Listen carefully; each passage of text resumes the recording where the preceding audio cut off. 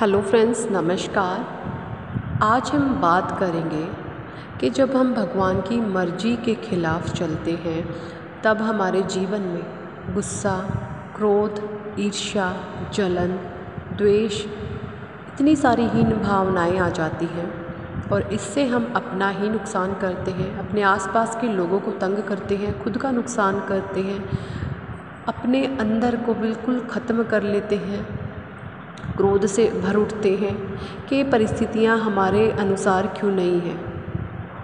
लेकिन जो हमने कर्मांश किए हुए होते हैं उनका तो फल हमने भोगना ही है। ये बात हमारी समझ में नहीं आती। हम हमेशा दूसरों को ब्लेम करते हैं कि इसकी वजह से मेरे साथ ऐसा हो रहा है, इसने मुझे ऐसा बोला, उसने मुझे ऐसा बोला। मैं किसी को तंग नहीं करती या तंग नहीं करता, मैं किसी को कुछ नहीं बोलता, मैं कभी गलत नहीं बोलता या नहीं बोलती। लेकिन आप पास्ट में क्या करके आए हैं वो आपको याद नहीं है, इसलिए आप हमेशा गुस्से से, क्रोध से, ईर्ष्या से, जलन से भरे रहते हैं। लेकिन आप ये बात याद रखें, जो आपने पास्ट कर्मा किए हैं हर चीज़ हमें अपने कर्मों के अनुसार मिलती है। अगर आपके आसपास जो लोग हैं वो नेगेटिव हैं तो वो भी आपके कर्मा के अनुसार है। सिचुएशन अगर आपके अनुकूल नहीं है तो वो भी आपके कर्मों के ही अनुसार है। आपने कभी ना कभी उन लोगों को साथ वैसा जो वो सलूक आपके साथ हो रहा है आपने भी उनके साथ कभी ना कभी किसी ना किसी जन्म में कुछ ना कुछ किया है, तभी वो जीवन में आपके जीवन में ये लोग आए हैं। देखिए, इस चीज़ को ना आज हम एक छोटी सी कहानी के माध्यम से समझते हैं कि जो हमारे भाग्य में अगर जो लिखा है ना वो किसी भी तरीके से टल नहीं सकता।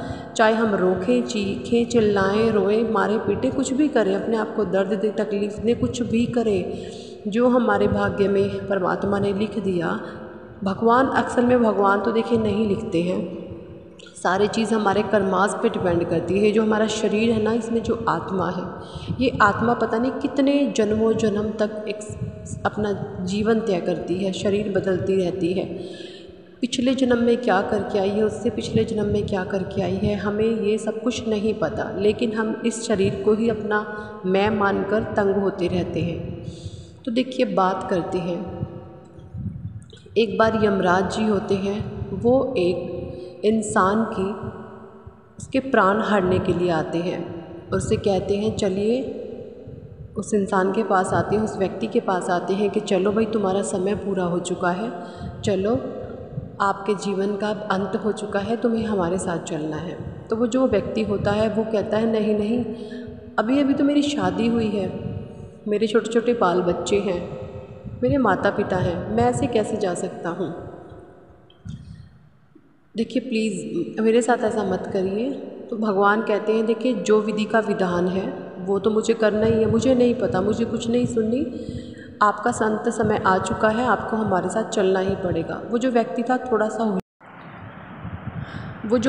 था ना वो थोड़ा सा होशियार था। यमराज जी के पास एक लिस्ट होती है जिसमें 10 से 12 लोगों के नाम होते हैं और सबसे पहले टॉप पर उस व्यक्ति का नाम होता है जिस व्यक्ति को यमराज जी लेने के लिए आए होते हैं।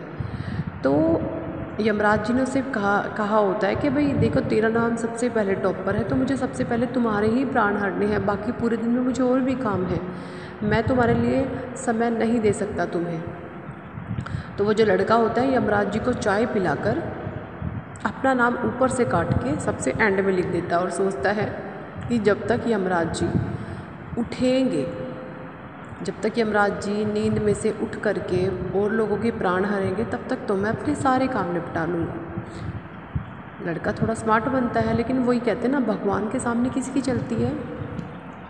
तो वो जो लड़का होता है, जब यमराज जी उठते हैं और उठ करके उस लड़के को कहते हैं भाई, तुम तो बड़े नेक इंसान हो, जब मैं किसी के प्राण हरने के लिए जाता हूँ तो लोग मुझे चीखते हैं, चिल्लाते हैं, रोते हैं, गिड़गिड़ाते हैं कि नहीं नहीं जाना, मुझे नहीं जाना, मुझे नहीं जाना।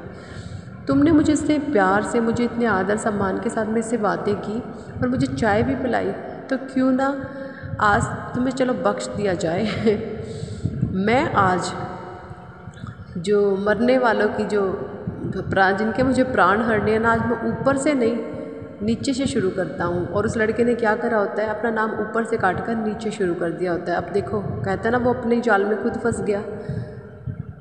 तो कहते हैं परमात्मा की कि अगर इच्छा के अनुसार हम चलेंगे तो सही है, भगवान की इच्छा के विरुद्ध हम कुछ भी कार्य अगर करते हैं ना, तो हम कभी भी किसी भी चीज़ से नहीं बच सकते। और बुरे कर्म करने वालों का तो हाल ही क्या होता होगा वो तो उस ईश्वर को ही पता है। तो हमेशा देखिए अच्छे कर्म करते रहिए, जो हो रहा है उसको परमात्मा पर सरेंडर कर कर उस बहाव में बहते चलिए। ज़्यादा आर्ग्यूमेंट मत करिए, सेल्फ लव में रहिए, अपनी वाइब्रेशंस को हाई रखिए और अपने ऊपर काम करें। ये सब चीज़ें करने से ना जीवन आसान हो जाता है, ज़िंदगी जीनी आसान हो जाती है। नहीं तो देखिए इतना बड़ा जीवन है, लोग आएंगे जाएंगे, पता नहीं कितने नेगेटिव, अगर आप नेगेटिव है तो नेगेटिविटी ही अट्रैक्ट करेंगे जीवन में। ऐसे लोगों को ही आप अपने जीवन में आमंत्रित करेंगे, ऐसे लोग ही आपके जीवन में आएंगे। तो हमेशा परमात्मा के विरुद्ध कोई कार्य करने की कोशिश ना करें, क्योंकि होता वही है जो परमात्मा ने मंजूर किया होता है। हमारे कर्मानुसार जैसे हमारे कर्म हैं उसके हिसाब से ही लोग हमारे जीवन में ये आए हुए होते हैं। और जब हमारी स्पिरिचुअल अवेकनिंग होती है उसके बाद में हमें नए नए रास्ते मिलते हैं उस ईश्वर के द्वारा, जब परमात्मा हमारा साथ देते हैं। तो हमेशा सत्कर्म करते चाहिए, सत्मार्ग पे चलते रहिए। Thank for watching.